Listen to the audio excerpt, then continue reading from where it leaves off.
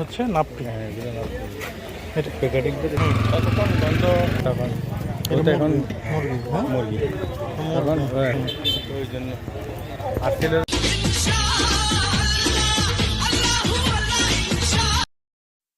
আরও একবার স্বাগত জানাচ্ছি বিয়ার মাসুদ ব্লগের রাঙামাটি সিরিজের নতুন একটা ভিডিওতে। বন্ধুরা, ইতিপূর্বে আমি রাঙামাটির বনরূপা বাজার নিয়ে ছোট্ট একটা ভিডিও আপনাদের সামনে উপস্থাপন করেছিলাম, যদিও বা সেই ভিডিওতে বিস্তারিত বনরূপা বাজারটা আমি দেখাতে পারিনি। তাই আমার আজকের এই আয়োজন, আমি দেখাবো বনরূপা বাজার, অর্থাৎ আদিবাসী পাহাড়িরা কী ধরনের খাবার খায় বা তাদের বাজারের স্টাইল, তাদের বাজারগুলো কেমন হয়। রাঙামাটি শহরের প্রাণকেন্দ্রে অবস্থিত এই বনরূপা বাজার, এখানে মূলত ক্রেতা বিক্রেতা উভয়ই পাহাড়ি বা অবাঙালি। বাঙালিও আছে, তবে পরিমাণ খুবই কম। তো যাই হোক, চলুন এবার আমরা শুরু করি। আমরা হাঁটতে শুরু করেছি। দেখাচ্ছে এই যে দেখা যাচ্ছে ঝুড়ি, এই ঝুড়িতেই মূলত তারা বেচা কেনা দুইটাই করে থাকে। বেশ অদ্ভুত কিছু খাবার খায় তারা, যার সাথে আমরা পরিচিত না। যেমন এটা হচ্ছে নাপ্পি এবং শীতল, দুইটা দুই রকম। একটা হচ্ছে পুঁটি মাছ, মানে ছোট মাছ দিয়ে তৈরি, আর একটা বড় মাছ দিয়ে তৈরি। তবে এগুলো সাধারণত আমরা বাঙালিরা খাই না। তারপরে সবজিতেও কিছু বিচিত্রতা আছে, যেমন বাঁশ। বাঁশ অবশ্য এই এলাকার বাঙালিরাও খেয়ে থাকে, তবে এখানে আরও কিছু সবজি আছে আনকমন, যেগুলো অনেক ক্ষেত্রে বাঙালিরাও খায়, যেমন হলুদের ফুল। এছাড়া আর একটা কী জানি, রূপা না কি বললো, একটা এক ধরনের ডাঁটা, যেটা আমরা আসলে খাই না। সাধারণত তামুক, এখানে ছেলে মেয়ে মানে নারী পুরুষ উভয়ই তামুকে অভ্যস্ত। এবং এখানে যে জিনিসটা দেখলাম, যে বড় বাঁশের চুঙ্গিতে করে, যে দেখুন একটা বৃদ্ধ চুঙ্গিতে করে তামুক টানতেছে। শুধু একজন বৃদ্ধ না, বৃদ্ধারাও টানতেছে। এটা হচ্ছে শীতল বা নাপ্পির দোকান। এই যে শালপাতা দিয়ে খুব সুন্দর প্যাকেট করা আছে, দেখছেন। এভাবেই তারা শীতল বা নাপ্পি বিক্রয় করে থাকে। এই যে দেখুন মুরব্বি বাঁশে করে তামুক টানতেছে। এবং আরেকটা বিষয় বন্ধুরা, আদিবাসীদের বেশিরভাগই বিক্রেতাগুলো মহিলা। অনেক আদিবাসী এখানে আছে যারা বেসিক্যালি নারীতান্ত্রিক পরিবার, মানে নারী প্রধান পরিবার বা মাতৃতান্ত্রিক পরিবার, পুরুষতান্ত্রিক নয়। তো আদিবাসীদের জীবনযাত্রার চলার মান একটু আমাদের থেকে আলাদা, এটাই স্বাভাবিক। আর রাঙামাটি সার্কেলটা মূলত হচ্ছে চাকমাদের আধিক্যটাই বেশি।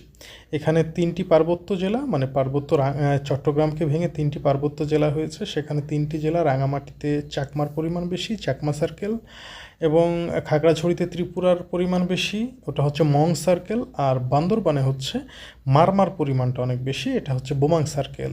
এই 3 সার্কেলে আছে 3জন রাজা।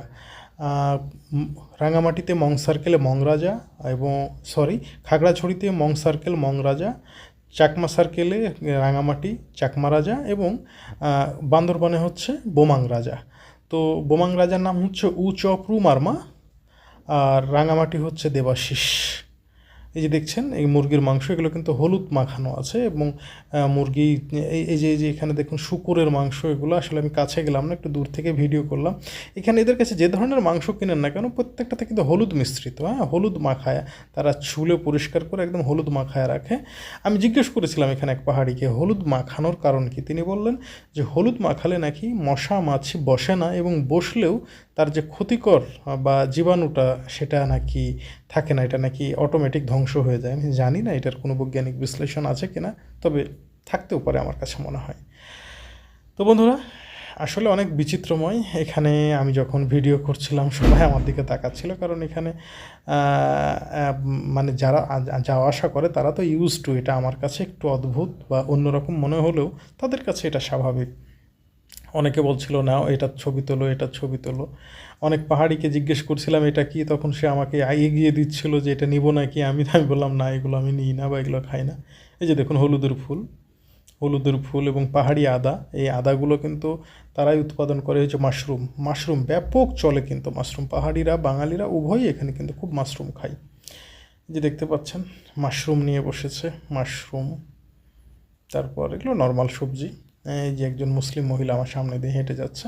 এটা কিন্তু খুব কম দেখা যায় এখানে। সাধারণত সবাই পাহাড়ি, আপনারা দেখতে পাচ্ছেন ম্যাক্সিমামই সব চাকমা সম্প্রদায়ের। এছাড়াও মারমা, মং, তারপর কি বলে এই খ্রিস্টান আর একটা উপজাতি আছে, নাম হচ্ছে সম্ভবত বম, এই বম সম্প্রদায়। এই যে দেখুন শুকুরের মাংস। আমি একটু দূর দিয়ে যাচ্ছি, কেমন একটা গন্ধ আসতেছে, যেটা আমার কাছে এই ব্যাড স্মেলটা মানে আমার কাছে ওটা ব্যাড স্মেল মনে হচ্ছে, আমার কাছে ভালো লাগছিল না, তাই আমি একটু দূর দিয়ে গেলাম। তো এই যে দেখুন, এটা হচ্ছে মাছ, এখানে সামুদ্রিক মাছ পাবেন আপনি। তবে জিনিসের দাম কিন্তু তুলনামূলক আমার কাছে একটু বেশি মনে হয়েছে পাহাড়ি অঞ্চলে। পাহাড়ি অঞ্চলে সব কিছুর দাম বেশি।